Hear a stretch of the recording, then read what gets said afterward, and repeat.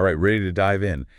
Today, we're tackling Stoicism. Yeah, Stoicism. It's having a moment, isn't it? It really is. Everyone's talking about it like it's the secret to, surviving the modern world. Right, right. Like a cheat code for dealing with stress and all that. Exactly. So we're digging in to Stoicism, become undefeatable, Hmm. to see what all the hype is about. I love that title. Become undefeatable. Very stoic. Gets to the point, you know? Totally. But we're going beyond the buzzwords, right? We want to see if Stoicism can actually help us, deal with real life stuff. Absolutely. Because, it's not just some ancient philosophy gathering dust. It's a practical system for life. Okay, so practical system. I Yeah. like that. But we are talking about like ancient Greece and Rome here. We are. Think togas, marble statues. Right, exactly. So how does this ancient wisdom, translate to our world, the world of instant notifications and like constant chaos? Well, the thing is, the core principles, they're surprisingly timeless. Okay, timeless. I'm intrigued. Give me an example. Okay, think about a guy like Marcus Aurelius. Oh, yeah, the emperor of Yeah, philosophers. exactly. He used Stoicism to lead an empire. And to find inner peace, right? Didn't he write a whole book about it? He did meditations. It's basically like ancient mindfulness techniques for ruling the world. Wow, an emperor using philosophy to stay grounded. That's Yeah. impressive. Okay, so I'm sold on the whole timeless wisdom thing. Yeah. But let's break it down. What are like the building blocks of Stoicism? What are the key ideas? Well, one of the most fundamental is the dichotomy of control. Dichotomy of control. Okay, that sounds a little academic. What does that even mean? Basically, it's about recognizing that we can control some things, but not others. Okay, that makes sense. So like I can control my actions, but I can't control the weather Right, or, what other people think of you, or the Yeah. economy, or, or whether or not my flight gets delayed. exactly. The Stoics were all about focusing on what you can influence, which, surprisingly, can be really empowering. So it's about focusing on our inner game rather than trying to like control the uncontrollable. Yeah, exactly. Trying to control the uncontrollable. That's just a recipe for stress and frustration. It makes you think of all those things we worry about that are totally outside our control. Right. Like, so much of our stress comes from, focusing on things we can't actually change. It's funny because this reminds me of something I read about cognitive behavioral therapy. Oh, yeah. Yeah, it's a type of therapy that helps people identify and change negative thought patterns. And it actually draws on some of these Stoic principles. It's about taking control of your inner world. So the Stoics were like early adopters of mental fitness. Centuries before self-help books, yeah. I'm starting to see why Stoicism is making a comeback. But what about this negative visualization thing? Yes. Negative visualization. It does sound a bit, well, negative, doesn't it? It kind of does. Like, why would I want to focus on the bad stuff? Well, think of it like a mental fire drill or like a pre-mortem for your goals. A pre-mortem. Okay, that's an interesting way to put it. Yeah. So, like, planning for what could go wrong. Exactly. By mentally rehearsing potential obstacles, you're less likely to be, totally thrown off course when they actually happen. So instead of just hoping for the best and ignoring those what-if scenarios, Yeah. we're actually facing them head on. Right. It's not about being pessimistic. It's about being prepared Yeah. and having perspective. Okay, I see that. It's like if you've already thought through those worst-case scenarios, they're not as scary when they actually pop up. Exactly. You're training your mind to stay calm and adaptable rather than getting hijacked by fear or anxiety. This is starting to make a lot of sense. But Stoicism isn't just about, enduring hardship, right? Mhm. Our source also talks about living virtuously. It does. That's a key part of it. Living a good life, according to the Stoics, was all about embodying certain virtues. Okay, virtues. Like Yeah. what kind of virtues? They focused on four main ones: wisdom, courage, justice, and temperance. Okay, those sound pretty noble. But how do those translate to, everyday life? Well, they're not just abstract ideas, they're practical guidelines for making good choices. Okay, practical guidelines. I like that. So it's not just about surviving, it's about thriving. Right. And about being a decent human being in the process. I like that. But let's break it down like one virtue at a time. What does wisdom really mean in a practical sense? It's not just about being a scholar or, having all the answers. It's about making sound judgments in everyday life. Okay, so like thinking things through, not making impulsive decisions. Exactly. Considering the long-term consequences of your actions, making choices that are aligned with your values. That makes sense. What about courage? Is it all about, like, physical bravery? Not necessarily. It's more about having the mental fortitude to stand up for what you believe in. Even when it's tough, right? Yeah. Even when it's tough or unpopular or when it might, make things harder for you in the short term. Okay, so it's about that inner strength to do the right thing, even when it's hard. What about justice? Justice is it's about fairness and respect for others. It's about recognizing that everyone deserves to be treated with dignity. I like that. It's about how we treat everyone, not just the people we want something from. Exactly. It's about extending that same sense of fairness and respect to everyone we encounter. That's a good reminder. Mm-hmm. Okay, last one. Temperance. What does that mean in a Stoic context? Well, it's often translated as moderation or self-control. Okay, so not overindulging.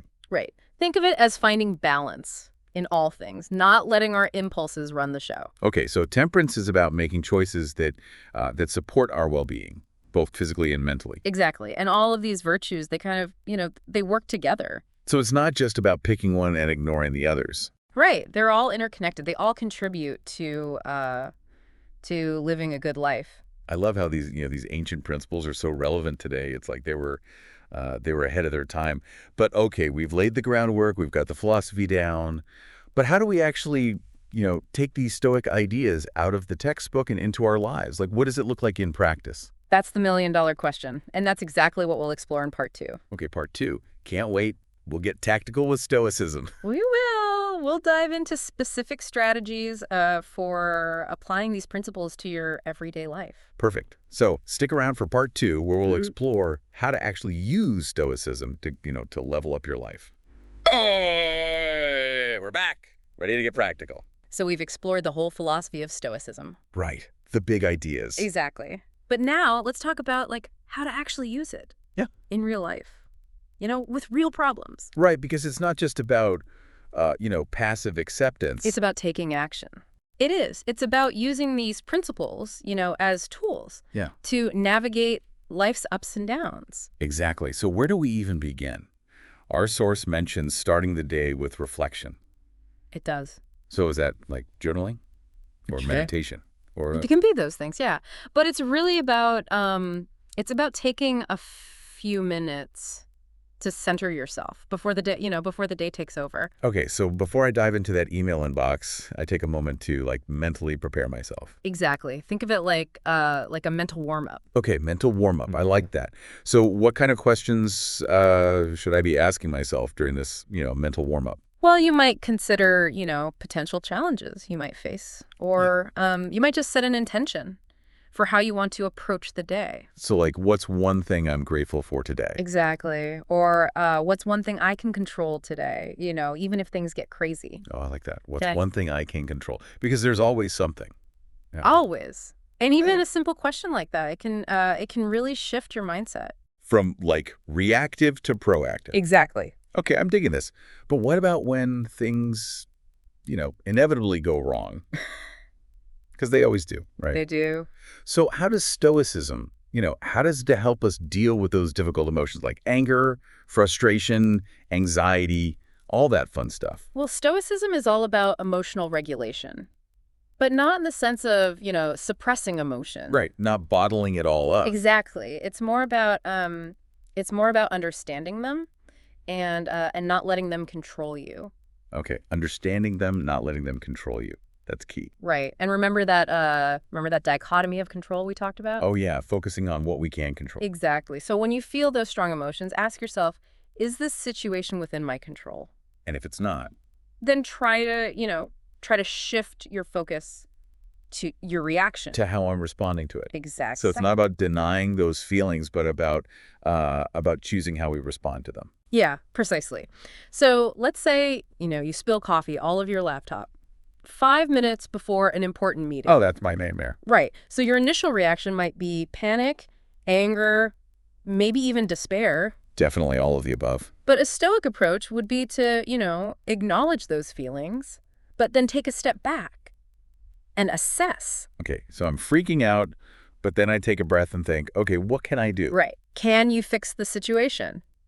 Maybe not completely, but you can take steps, to mitigate the damage. Like clean up the mess, call IT, maybe grab a backup laptop. Exactly. You're taking control of the situation, even if you can't control what already happened. I'm seeing how that shift in focus can be so powerful. It is. It's about moving from why me to what now. What now? That's a much better question to be asking. Yeah. Okay, this is making sense for those, everyday frustrations.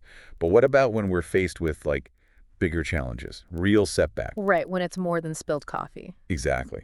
How does Stoicism help us deal with those? Well, remember that idea of negative visualization. Oh, yeah. The mental fire drill. Right. That comes into play here too, because by mentally rehearsing those potential obstacles, we're less likely to, you know, completely derailed when they occur. So I've already kind of, played out those scenarios in my head, so I'm not caught completely off guard. Exactly. And remember that Marcus Aurelius quote. Oh, give me a good Marcus Aurelius quote. The impediment to action advances action. What stands in the way becomes the way. Okay, that's a good one. Very profound. But how do we actually apply that, in real life? Because it's easy to feel defeated when faced with setbacks. It is, but it's about reframing those challenges as opportunities for growth. Okay, so like looking for the lesson in the struggle. Yeah, exactly. So imagine you're working on a project and it hits a major roadblock. Happens all the time. Right. So instead of getting stuck in that frustration, ask yourself, what can I learn from this? How can I use this to, to become better, stronger? Exactly. More resourceful, more creative, maybe even more resilient. It's about turning those why me moments into what now moments. Okay, I love this whole idea of, reframing challenges. But let's be real, it's easier said than done. Oh, for sure. It takes practice. So how do we train our minds to think this way? Well, that's where journaling comes in. Our source mentions that many Stoics, they kept journals as a way to, reflect on their experiences and apply these principles to their daily lives. Okay, journaling. That sounds a bit old school, but I'm kind of intrigued. How does that fit into the whole Stoicism thing? Well, think of your journal as a space to process your thoughts and emotions. Okay, so not just like Dear Diary entries. Right. It's more than that. It's a tool for self-awareness and growth. So what kind of things should we be writing about in our, in our Stoic journals? Well, you could reflect on situations where where you felt challenged. How did you react? What could you have done differently? What did you learn? So like a post-game analysis for my emotional responses. Yeah, exactly. You can also use your journal to, to practice negative visualization, to work through those what-if scenarios and develop coping strategies. So it's like a training ground for our minds, a way to like test out these Stoic principles in a safe space. Exactly. And you don't have to, write pages and pages. Even a few minutes of reflection each day can make a big difference. Okay, a few minutes. I can commit to that. So it sounds like journaling is like a key part of this whole Stoic practice. It's a valuable tool for sure. Before we move on, I'm curious, do you keep a Stoic journal? I do. It helps me, stay grounded and focused on what truly matters. I can see how that would be helpful. It's so easy to get caught up in the day-to-day chaos. It is. But my journal, it helps me reconnect with my values and my priorities. That's awesome. Okay, we've covered a lot of ground here on the practical side of Stoicism, but I'm curious about the about the results. Like, this all sounds great in theory, but does it actually, does it lead to a better life? Does it actually deliver? That's the big question, isn't it? And that's what we'll explore in part 3. Okay, part 3, the moment of truth. We'll delve into the specific benefits of Stoicism, from increased resilience and mental clarity to a greater sense of purpose and inner peace. I can't wait. This is starting to feel less like, ancient philosophy and more like a blueprint for a better life. So stick around for part 3, where we'll explore how Stoicism can help you level up your life. Okay, so we've unpacked the philosophy, explored the tools, but now the big question. The big one, yeah. Does Stoicism actually deliver? Like, does it actually lead to a better life? Well, that's the million-dollar question, isn't it? It is. We want the ROI on this, this whole philosophy thing. Right, exactly. And the answer is yes, based on, ancient wisdom and modern research. Okay, so it's not just some like ancient self-help fad. No, it's the real deal, but it's not, it's not about some overnight transformation. Right, no magic wands here. No magic wands. It's about cultivating a certain mindset that helps you navigate life's ups and downs. Okay, so it's more like a mental gym membership. Yeah, I like that analogy. You got to put in the work to see the results. Right, got to put in the reps. Okay, so let's talk about those results. Our source mentions a bunch of benefits like resilience, clarity, self-mastery, inner peace. Where do we even begin? Well, let's start with resilience because, that's a big one, especially these days. For sure. Like, the world feels pretty chaotic right now. It does. And, Stoicism isn't about suppressing your emotions or pretending everything is fine. No, it's not about being like an emotionless robot. Right. It's about acknowledging those difficult emotions, but not letting them control you. So like learning to ride the waves rather than getting, swept away by them. Exactly. It's about having that inner strength. But how does that actually play out in real life? Give me an example. Okay, imagine you're facing a career setback.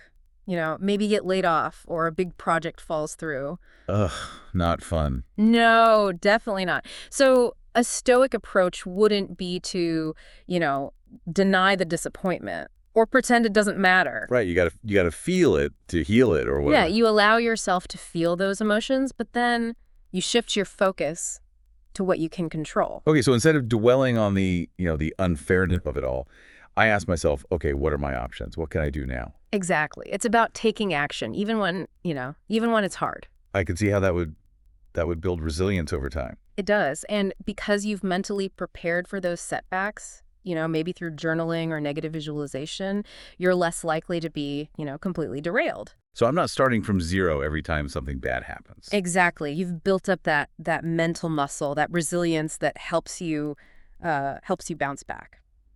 Love that. Okay, I'm sold on resilience. But what about clarity? Yeah. How does Stoicism help us make sense of the world and make better decisions? Well, Stoicism reminds us to focus on what's truly essential. Okay, cut through the noise. Cut through the noise, exactly. Prioritize what matters most, which in a world of constant distractions is, it's a superpower. You're telling me my phone is basically designed to like hijack my attention every 5 seconds. Right. But Stoicism reminds us that we have a choice. A choice in what we focus on. Exactly. We don't have to get swept away by the news cycle or social media or the pressure to keep up with everyone else. It's about like taking back control of our attention Exactly. Being intentional. rather than letting it be dictated by algorithms and all that. Uh, Okay, so we've got resilience, we've got clarity. What about self-mastery? Our source mentions that as a key benefit of Stoicism. But what does it really mean to master yourself? It's about taking ownership of your thoughts, your emotions, your actions. So like becoming the CEO of my own life. Yeah, I like that. Remember, Stoicism is all about that internal locus of control. It's about recognizing that, while we can't always control what happens to us, we can control how we respond. So instead of being, ruled by my emotions, I'm learning to become the captain of my own ship. Exactly. So imagine, you're stuck in traffic and that familiar road rage starts to bubble up. Oh yeah, know that feeling. Right. So a stoic approach wouldn't be to, pretend you're not angry or to suppress those feelings. Right, not helpful. No, it would be to acknowledge the anger, observe it without judgment, and then choose a more constructive response. Okay, so maybe I take a few deep breaths, put on some calming music, use that time to like practice mindfulness Yeah. instead of, letting my anger escalate. Exactly. It's about recognizing that you have a choice in how you react. And like the more I practice that, the better I get at it. Exactly. You're building that emotional muscle. The emotional six-pack, I like it. Yeah. Okay, which brings us to inner peace. Our source really emphasizes this as one of the most profound benefits of Stoicism. How does this philosophy help us cultivate that sense of, tranquility? Well, Stoicism encourages us to let go of the things we can't control. Okay, surrender to what is. Yeah, surrender to the present moment, find acceptance even in the midst of, difficulty. That sounds amazing, but how? Letting go is so hard. It is. It takes practice. But remember the dichotomy of control. Yeah. When we let go of the need to control things that are ultimately outside our influence. Like other people's opinions. Yeah, other people's opinions, external events, the past, the future. A huge weight is lifted. It's like releasing that tight grip on things we can't change anyway. Ex- But doesn't that lead to apathy or inaction? Like if I'm just accepting everything, why bother doing anything? That's a great question, and it's common misconception. Stoicism isn't about giving up or becoming, passive. Okay, good, because I'm all about action. It's about focusing our energy on what we can influence, on taking action in the present moment, and on living in alignment with our values. So it's about finding that balance between acceptance and action. Exactly. Surrendering to what is, but also taking responsibility for what we can do to make things better. Yeah, I think that's a great way to put it. Wow, this has been such a journey. We've explored Stoicism from every angle. I'm feeling pretty inspired. Me too. It's a powerful philosophy. It really is. But before we wrap up, I have one final question for our listeners. Mhm. If you had to choose one Stoic principle to focus on this week, which one would it be? And why? Oh, that's a great question. What a great challenge. It's a good one to ponder. It is. Pick one principle that, that really resonates with you and see how it can help you navigate your own challenges and live a more fulfilling life. Yeah, because Stoicism isn't just some, dusty old philosophy. It's a timeless toolkit for building a better life. I love that. A toolkit. We hope this deep dive has given you the insights and inspiration to start your own Stoic journey.